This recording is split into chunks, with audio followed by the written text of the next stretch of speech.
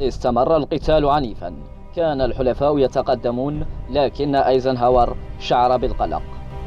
كان هتلر عازما على احتواء الحلفاء في النورماندي لحماية منحدرات إطلاق سلاح الرعب V1 الذي أطلقه على لندن من شمال فرنسا. كان أول صاروخ تم استخدامه على الإطلاق.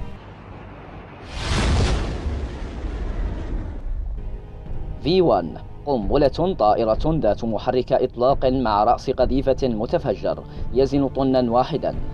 كان يصعب اعتراض أو إسقاط هذه الطائرة الصغيرة بلا طيار.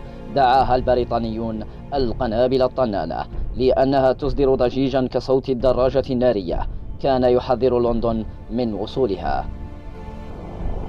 في الوقت الذي كانت تصل فيه صواريخ V1 إلى العاصمة، كان وقودها ينفذ وتتباطأ محركاتها. لم يعرف أهالي لندن أين يمكن أن تقع.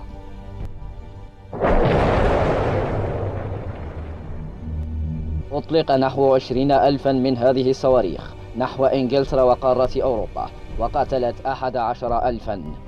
لكن حتى في ظل هذه الظروف حافظ البريطانيون على شجاعتهم وهدوئهم.